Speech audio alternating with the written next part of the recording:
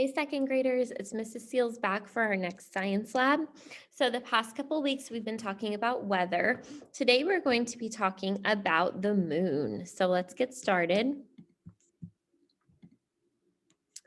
Your target says I can observe, describe, and record patterns of objects in the sky, including the appearance of the moon. So let's make sure we all understand what the moon is. The moon orbits or moves around the earth. So what that means is here's the earth, and then the moon orbits it. It moves in a circle around the earth. The moon is Earth's closest neighbor in space. That means out of all the other things in space, like the stars, the sun, the other planets, the moon is the closest thing to Earth.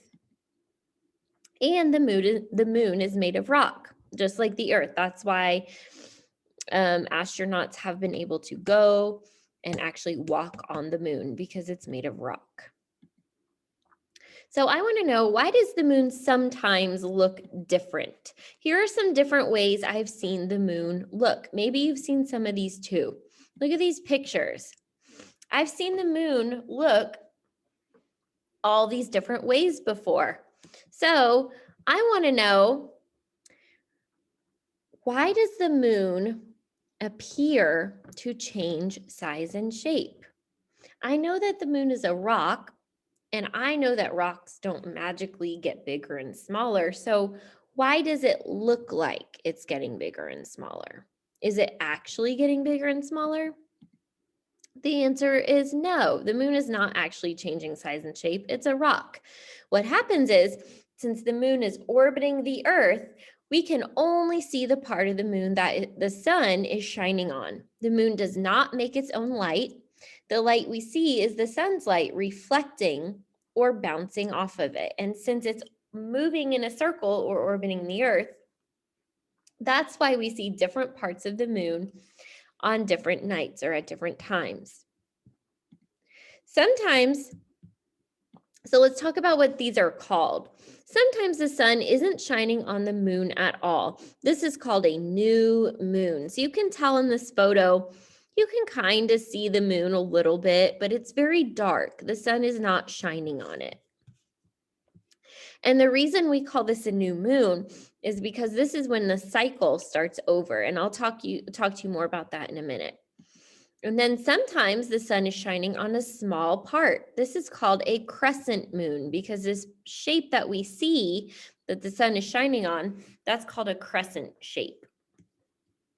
And then sometimes the sun is shining on half of the moon. Sometimes you'll hear this called a half moon. Other times you'll hear it called a quarter moon. Sometimes the sun is shining on most of the moon, but still not quite all of it yet. This is what we call a gibbous moon. And then finally, sometimes the sun is shining on all of the moon. This is called a full moon. It's a big, bright circle in the sky. We can see the whole side of the moon that is facing us because the sun is shining on it. The important thing to know about these phases is that this is a cycle that repeats over and over again, and these phases go in order. Once the cycle is over, it starts back over. We know exactly what the moon is going to look like tonight based on what it looked like last night. So look at this picture. We start over here with the new moon. That's why we call it a new moon, because we're starting a new cycle. And then what happens is, I can see a little bit more of the moon each night until we get to the full moon. These phases, when the part of the moon that we can see is getting bigger, these are called the waxing phases. So you would call this a waxing crescent, or a waxing quarter, or a waxing gibbous, okay? And then we get to the full moon, and it doesn't just jump back and the next night we're back to a new moon. We repeat the phases in order, but now they're going in reverse. So instead of seeing more of the moon each night, like I was in the waxing phases, now I'm seeing less of the moon each night. These are called the waning phases. So we're at a full moon. I see a little bit less. There's our waning gibbous. I see a little bit less. There's our waning quarter. our waning crescents, and then we're back at the new moon, and then the cycle starts all the way over. So these phases are not random. It doesn't jump from a new moon to a full moon to a quarter moon to a gibbous moon to a new moon. These phases repeat in the same order over and over again. So we know what the moon is going to look like tonight based on what it looked like last night. Okay. So at home, some things you can do to practice the moon is you could practice drawing what the moon looks like each night. You can keep a moon journal and observe the moon over several nights. You could make predictions about what it's going to look like tonight or tomorrow night.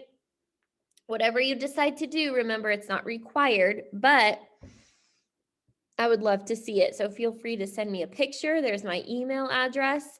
The kids in class are going to be drawing the phases, and they're also going to be making the phases out of vanilla wafers and icing, which I'm about to show you. This is also something you could do at home with a parent's permission. So the way we're going to do this is each student, and I'm going to do this facing you, each student is going to get 5 vanilla wafers, okay?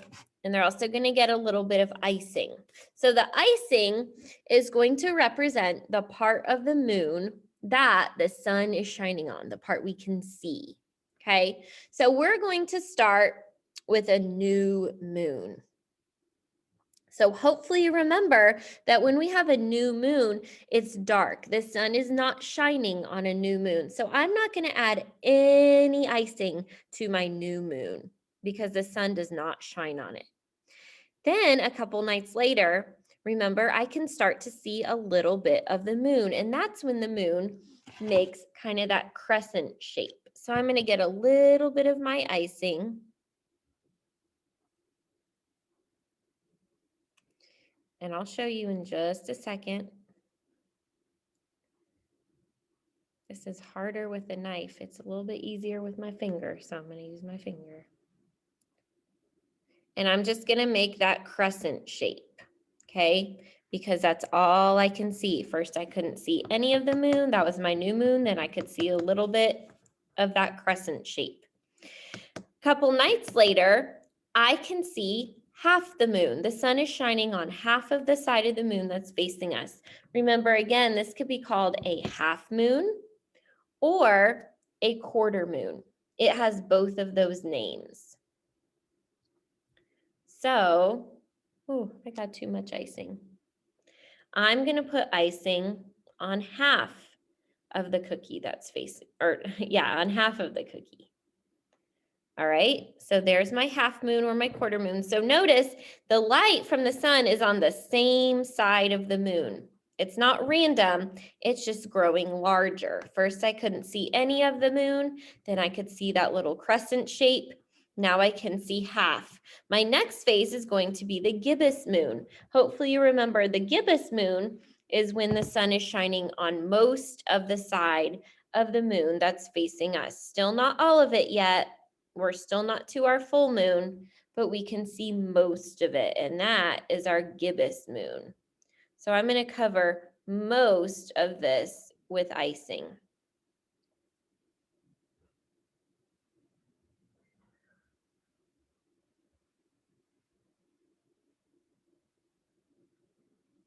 All right. So it's getting bigger, bigger, bigger. Now I'm at my full moon. The whole side of the moon that's facing us is being lit up by the sun. It looks like a big, bright circle in the sky. All right, so there are my phases of the moon. I started with my new moon, then my crescent, my half or quarter, my gibbous, and my full. So each part of the moon is growing larger and larger each time till we get to the full moon. Then remember, we're not just going to jump back to the new moon. Our phases are going to, oh goodness, I dropped my full moon. Hold on. Our phases are going to reverse.